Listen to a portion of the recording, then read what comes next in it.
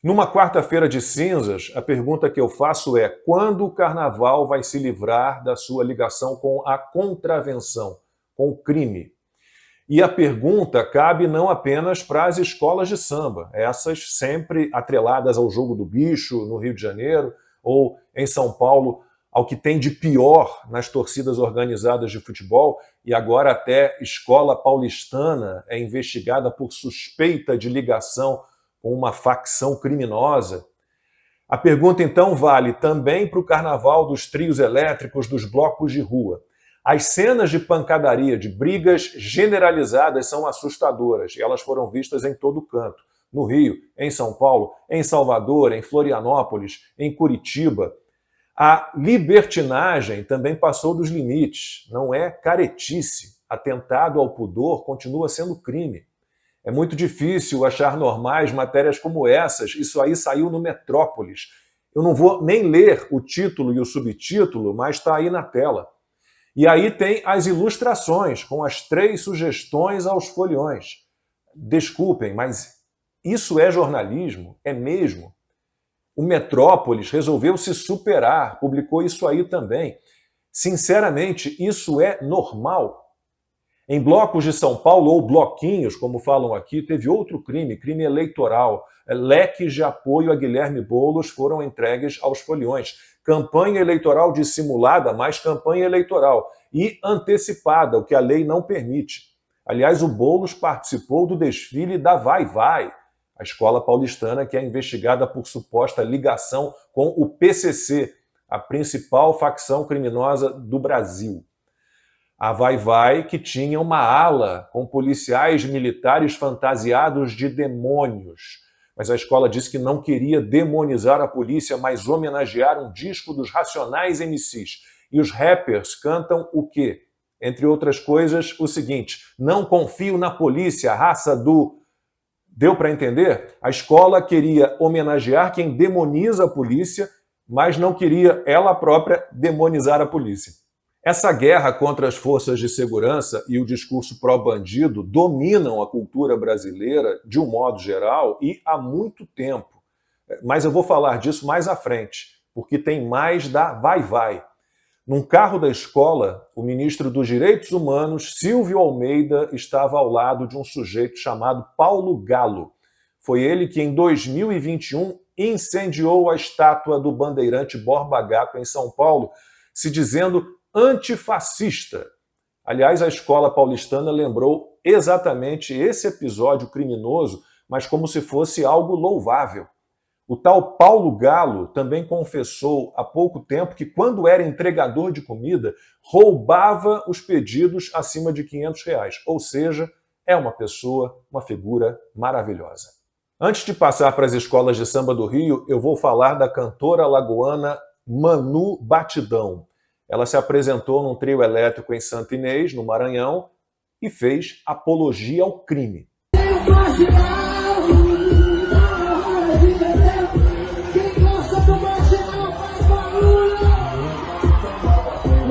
Aí, quando terminou o show, o colar dela foi furtado. Ai, galera, acabou meu show aqui em Santa Inês. No trio, tô tão arrasada. Roubaram meu colar na descida do trio elétrico. Eu nem ia colocar esse colar porque eu tava com a roupa de gola mais alta. Mas enfim, já estava na verdade no corpo. E na descida, no cordão, invadiram o cordão. Pegaram por baixo o meu colar e roubaram. Tô muito arrasada, já ofereci uma recompensa para quem encontrar. E o que aconteceu? A Polícia Militar do Maranhão recuperou o colar, avaliado em R$100 mil no dia seguinte. E eu acho que, por coerência, a Manu Batidão não deveria aceitar a joia de volta. Não foi o maravilhoso marginal que furtou que devolveu, né? Foram os demônios da polícia que localizaram e recuperaram o colar. E vamos para as escolas de samba do Rio de Janeiro, minha cidade, sempre abraçadas ao jogo do bicho. O Globo tem matéria hoje sobre isso. Diz o texto: as escolas não esquecem seus patronos, seja nas alegorias, seja nos enredos, seja nos discursos durante os esquentas. a contravenção continua presente e evidente no maior espetáculo popular do Rio. E está tudo bem assim. Para que acabar, com essa ligação histórica entre as escolas e a contravenção? Ontem, o UOL fez matéria sobre 2 herdeiros do Jogo do Bicho no Rio e, pelo título, fica claro que a velha imprensa não vê problema nessa ligação. Este ano, a Mocidade Independente de Padre Miguel levou uma comissão de frente formada por máquinas caça-níqueis. A mascote da Mocidade é uma homenagem a Castor de Andrade, patrono da escola, bicheiro, que morreu em 1997. A Imperatriz Leopoldinense tinha um carro com um carrossel do Jogo do Bicho. No esquenta da escola teve homenagem a Luizinho Drummond, patrono da Imperatriz, bicheiro, que morreu em 2020. Anísio Abraão Davi, bicheiro da Beija-Flor, estava na avenida e foi cumprimentado pelo presidente da Câmara dos Deputados, Arthur Lira, que estava todo sorridente. Aliás, a Beija-Flor recebeu 8 milhões de reais da Prefeitura de Maceió, comandada por um afiliado político do Lira. A capital de Alagoas era o enredo da Beija-Flor. A Prefeitura da cidade negou em nota que a verba tenha vindo de emendas parlamentares.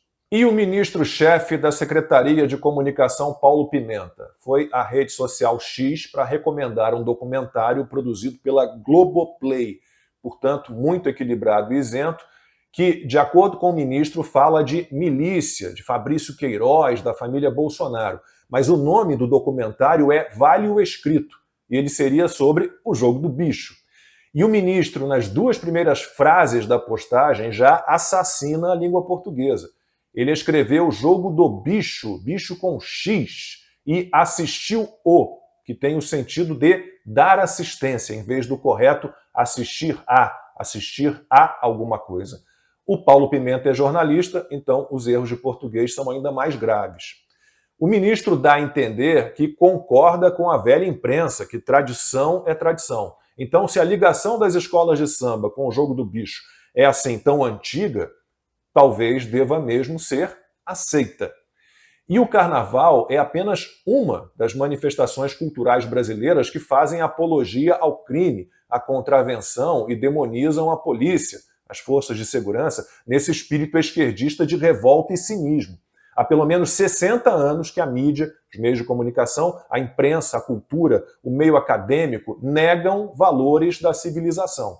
O que impera é a idealização da malandragem, do vício, do crime. O que ficam repetindo? Que bandidos são essencialmente bons, ou pelo menos neutros, ou são vítimas da sociedade, e que a polícia é má, é demoníaca. O Olavo de Carvalho explicou muito bem o que a turma tem na cabeça. O banditismo é o reflexo passivo e inocente de uma sociedade injusta, ou a expressão ativa de uma revolta popular fundamentalmente justa. Uma cultura de subversão de todos os valores e a glamorização do banditismo pela elite letrada ajudam a remover os últimos escrúpulos. Ao conflito dos bandidos com a lei, a turma no poder tenta imprimir um caráter de luta de classes. Para essa turma, o único mal do mundo é a moral conservadora. Os bandidos estão alinhados com as forças progressistas. A polícia faz parte das forças reacionárias. Esses pensamentos foram normalizados e entregam o Brasil a um cenário horripilante. Somos o país da bandidagem. E o Chico Buarque não precisa nem cantar chame o ladrão, chame o ladrão. Eles estão sempre a postos, tomaram conta de tudo, não só do carnaval, mas de todo o país do carnaval, do primeiro ao último dia do ano.